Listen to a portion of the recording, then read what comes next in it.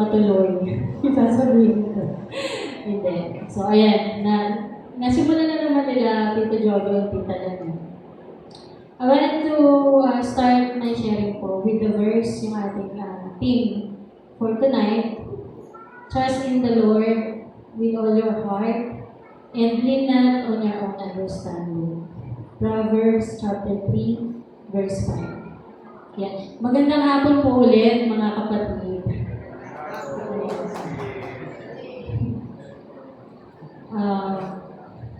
Ngayong gabi mga kapatid, I want to share a testimony that completely changed the way I understand the verse. Yung verse natin po natin. Kung makikilala niyo po ako years ago, you would have known me as someone na always wanted everything to go according to my timeline. According to my plan. I plan everything. I like having control.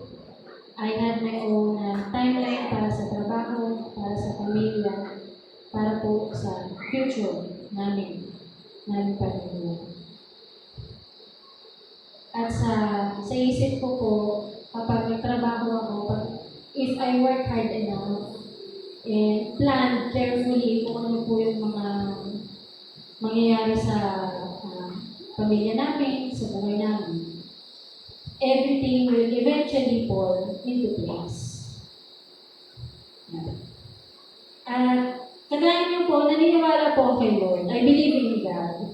But being honest, I trusted my plans more than His timing. Then, life happened. Ayun. Hindi talaga kaya. Okay. Then, life happened.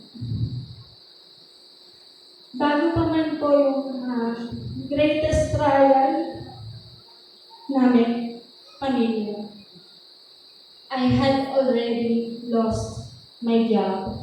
That was April 1, 2024.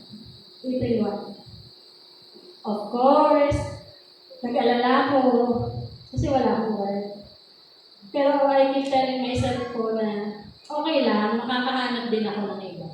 Parang makakahanap din ako agad ng trabaho kasi that's what I used to do. That's what I used to. Ano yun? Okay lang yan, makahanap naman ako ulit. Ganun po ako. And akala ko it was just another obstacle na ma-overcome ko dahil nagbibigay ako ng effort. Ganun ko siya tinignan. But God was about to teach me a lesson that no amount of planning can ever teach. Oh, sis ko. April 1, 2024, nawalan po ako ng trabaho. April 23, ang clear ng 2026, 2024. Sorry. April 23, 2024, our lives changed completely. When our child, was diagnosed with autoimmune encephalitis. Yung iba narinig na po yung kwento. Pero hindi lahat. Hindi alam ng iba dito sa chapter. Bilang nanay po, bilang magulang, there's no pain greater than watching your child fight for his life. Nakatayo ka lang din, parang wala kang ginawa ka. Nag-stay yung anak namin sa ICU ng isang buwan. Si Ate Shay po that year ay 8 years old. Every single day po, we didn't know what would happen next. Even po si Ronel, nagtanong na po siya sa doktor, gagaling po ba yung anak namin? Gagaling po ba siya? Ang sabi po ng doktor sa amin, hindi ko po masasabi sila. Nung narinig namin, parang gumuyo po namin kasi pag nakita niyo siya ng kayo, hindi na kami kilala.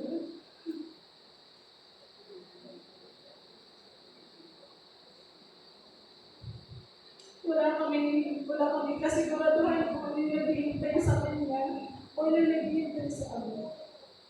Nawala po yung memory niya. Hindi siya makapagsalita ng maayos. Hindi rin po siya nakapagsulat. Yung mga simpleng bagay na ginagawa niya dati, hindi na po niya magawa. Kaya napakasakit po makita bilang magulang na unti-unti pong nawawala sa harapan ng anak. Pero wala po kami magawa kundi umiyak at magdasal. Sa mga time po na yan, mga kapatid namin, wala kami talagang ginawakan kundi si Lord. Siya lang po yung tanging pag-asa namin. Naalala ko nga po, kasi ako'y bantay sa ICU kasi hindi kaya ni Ronel. Hindi niya talaga kaya. Nag-join ako ng mga live rosary, 3 a.m. Tsaka 5 a.m. Pero yung nilalagay ko sa comment section na yung sa prayer yung anak ko.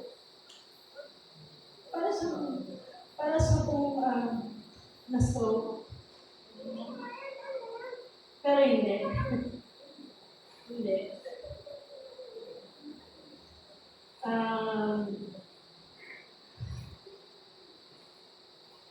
Ayun. Hindi siya nakapagsalita. Pag kinausap mo siya, total. Tapos nagwawala siya. Hindi kaya ng mga nurses. Ako lang rin yung nakapagpababa ng emosyon na kung kailangan kong kargahin siya o humiga dun sa bed din sa ICU. Ganon. Ganon yung naging buhay ko po isang buwan. Way back, 2024. Na parang nadoble pa yung bigat. Kasi 2024 siya, 2023 po namatay yung tatay ko na na-ICU din. Tapos nung nasa ICU yung anak ko, sa kabila nung may na-stroke na nire-revive na parang binoble yun. Ayoko marinig yung tulog ng ICU eh. Yung sobrang bigat. Pero, laban lang. Actually, hindi ko rin po alam kung paano ko kinaya kasi pag bumupunta yung mga brothers and sisters, hindi nila ako nakikita umiyak. Hindi ako umiyak. Parang pakialam ko pag umiyak ako lalo kung manghihina si brother. Hindi niya kaya eh. Hindi niya po talaga kaya. Ayun. So, habang nagdadasal po kami para sa kagalingan niya, another battle was silently growing. The hospital bills. We were not financially stable. Alam na po naman po yung karamihan. Talagang yung work po namin yun, sakto lang. Wala kaming savings. Kasi madami kami anak. Wala kaming savings. Madami po kaming mga plano. Hindi pwedeng siya lang po yung mag-work kasi hindi po talaga kaya. Lalo na po sa panahon ngayon na talagang sobrang tumataas po yung mga bilihin dito. So, wala po akong trabaho. Tapos everyday, bills po, tumataas. Hanggang umabot na siya ng 500,000. So, hindi na po ako makatulog. Lagi kong tinatanong yung sarili ko, Lord, paano na kami? Saan kami kukuha ng pambayad? Ayun, paano namin kakayanin? So, gusto ko ng mga tanong. I wanted answers. I wanted solutions, I wanted control. But all God was asking me was to trust Him. Looking back, I realized that while I was counting the bills, God was already counting the blessings. Hindi ko man maintindihan noon kung paano, pero isa-isa pong nagpadala si Lord ng mga taong tumulong. At gusto ko magpasalamat po talaga dahil yung balibago chapter, isa po doon. Nadalawa, wala po kasi dito sa balibago, pero talagang isa sila.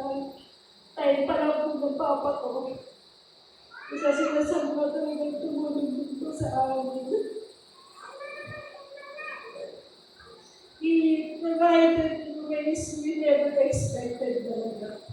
Every provision po ni Lord, nire-remind na po kami that God was already making a way before we even knew how.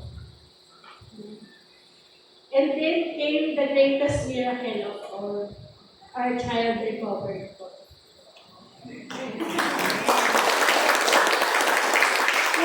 Unexpected po kasi sabi ng neuro niya, meron pa din percentage na magkaroon ng relapse na sobrang kinakabahan ako kasi ulit na naman kung hindi na naman ako bahala na. Pero wala pa po isang taon, naka-recover na po siya. At sabi ng neuro niya, 0% na yung relapse.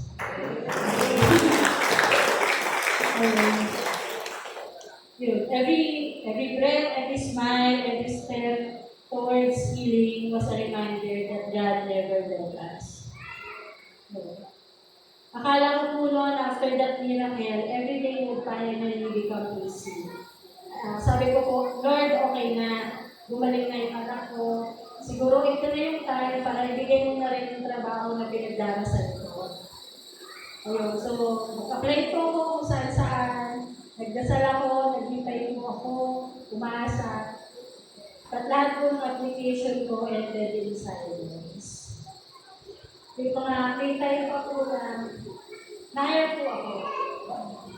Pero ang oras po ng trabaho ko ay 9 o'clock. Na hindi ko po siya, 9 o'clock, 8:30 yung meeting. Hindi ko po siya pwedeng tagapin. Kasi papatulogin ko pa po si Shayla ng 8 o'clock. Hindi pa po siya makakatulog agad. So parang, natakot ako noon kasi nagsabi na naman siya sa akin na nanginginig pa ako. Eh, yun yung mga symptoms na hindi ko po pinansin noon.